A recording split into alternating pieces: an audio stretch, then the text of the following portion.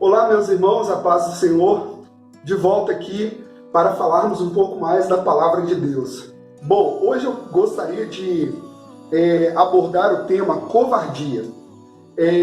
Covardia é a ausência de coragem, né? Quando nós falamos que uma pessoa é covarde, nós estamos dizendo que falta coragem naquela pessoa.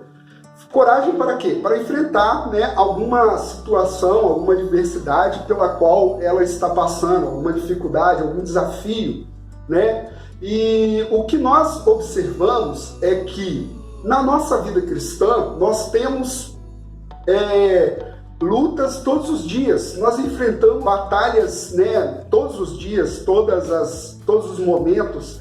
Algumas mais difíceis, outras mais fáceis, outras, né, mais prolongadas, outras mais rápidas, mas a vida do cristão, ela não é um mar de rosas, ela é uma vida de batalhas, é uma vida de lutas, porque a Bíblia diz que nós, né, estamos em guerra contra os principados, potestades, contra os demônios, contra a carne, contra o mundo, contra o nosso eu, né? Nós temos vários inimigos, estamos lutando diariamente contra esses inimigos para que nós possamos alcançar, né, a estatura, né, de varão perfeito diante de Deus, que se dará quando nós formos arrebatados.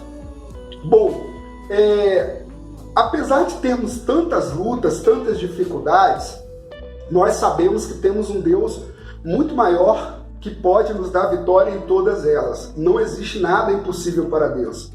Mas por vezes a gente se entrega, né, à situação.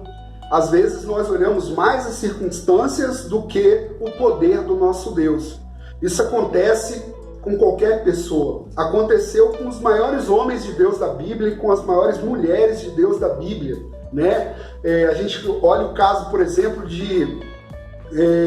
o profeta Elias, né? Por exemplo, ele foi um grande profeta, um homem de Deus, né?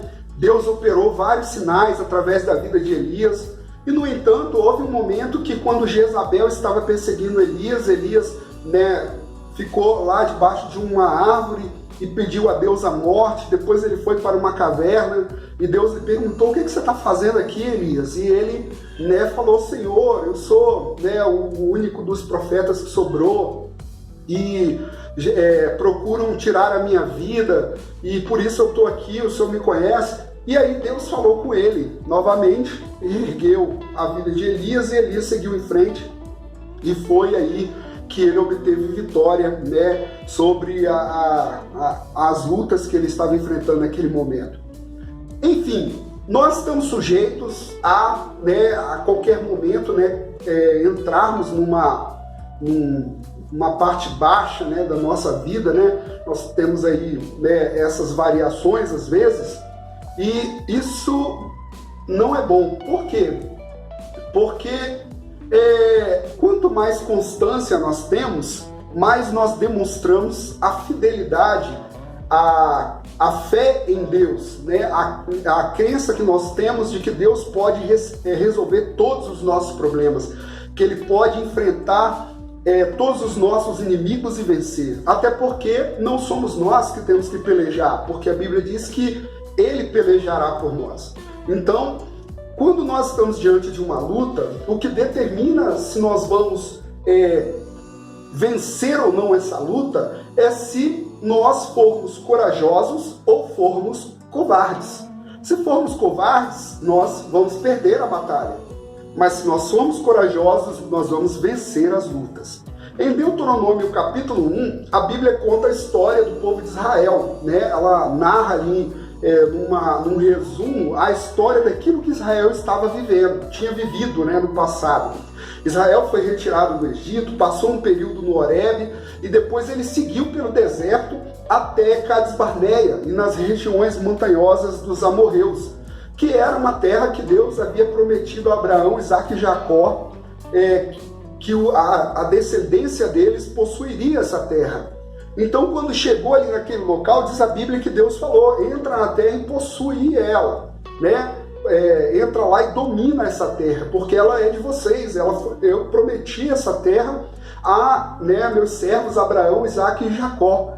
Entretanto, o povo quis ter uma pré-visualização da terra, né? Uma espécie de pré-visualização. Então eles elegeram ali 12 espias, um homem de cada tribo, e em seguida mandou, né, esses homens para vigiar a terra, para espiar essa terra. E chegando lá, diz a Bíblia que eles viram que a terra era muito boa, inclusive eles trouxeram alguns frutos da terra para mostrar ao povo, e o povo, né, ficou admirado. Nossa, essa terra é muito boa, é muito fértil, uma terra próspera, uma terra maravilhosa. Mas, ao mesmo tempo, alguns espias trouxeram também as notícias de que o povo de lá era muito maior do que o povo de Israel, né? Eles eram povos poderosos, né? Tinha lá também os anaquins, então eles falaram, olha, a terra é boa, a terra é maravilhosa, Deus ele nos prometeu, mas tem um detalhe, eu acho que a gente não consegue possuir essa terra. E é aí que entra a covardia, porque a covardia é você tomar a decisão de não obedecer à ordem de Deus no momento em que Ele manda você fazer alguma coisa. Seja por medo, seja por negligência, seja por qualquer que seja o motivo. Quando Deus nos ordena, nós devemos obedecer. E a Bíblia diz em Deuteronômio, capítulo 1, versículo 26, a Bíblia diz dessa forma: porém, vós não quiseste subir, mas fostes rebeldes à ordem do Senhor. Eles foram rebeldes, ou seja, eles desobedeceram àquela ordem que Deus havia dado. Às vezes nós estamos prestes a receber uma vitória, a receber uma bênção, e para recebê-la nós precisamos apenas tomar posse. E tomar posse muitas vezes se traduz em enfrentar os inimigos que se põem diante de nós. O inimigo ele vai tentar mostrar tamanho, ele vai tentar mostrar que ele é muito maior do que você, que ele é muito maior do que o seu Deus. Mas se você observar aquilo que Deus tem dito para você, aquilo que Deus tem falado com você, você vai ver que ele é apenas um pequeno obstáculo, porque Deus é maior do que todos os nossos inimigos. Então, quando nós olhamos para a palavra, nós vemos o povo de Israel se acovardando. E não só se acovardando, porque a covardia ela é tão perigosa porque ela produz uma outra coisa que é chamada de incredulidade. Quando você se acovarda, a incredulidade se manifesta, porque a incredulidade ela diz que Deus não é capaz de fazer aquilo que Ele te prometeu. Por isso, nós temos que ser corajosos, nós precisamos ser corajosos diante daquilo que Deus tem nos dito. Quando Moisés estava lá diante do Mar Vermelho e Faraó vinha seguindo para atacar o povo, diz a Bíblia que ele orou ao Senhor e Deus falou: por que clamas a mim? Diga ao povo que marche.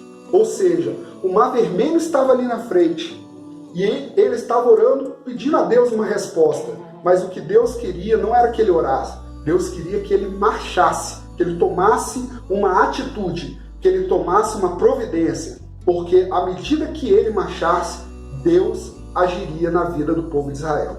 Que Deus possa nos abençoar. Eu quero orar por vocês, para que vocês ouçam essa palavra, assimilem e sejam abençoadas por ela. Deus Todo-Poderoso, em nome de Jesus, eu te peço que abençoe a vida das pessoas que estão ouvindo essa palavra e que recebam ela e que ela seja um refrigério, que ela seja, Senhor, uma palavra de encorajamento para que essas pessoas enfrentem suas lutas e vençam as batalhas, vençam seus inimigos, porque nós sabemos que os nossos inimigos não são maiores do que o Senhor, porque o Senhor é o Deus Todo-Poderoso, aquele que quebra o arco, corta a lança, aquele que quebra os ferrolhos de ferro e despedaça as portas de bronze. Em nome de Jesus nós te pedimos, dá-nos força, coragem, autoridade e intrepidez para enfrentar as lutas e vencê-las em nome de Jesus. Que Deus nos abençoe em nome de Jesus.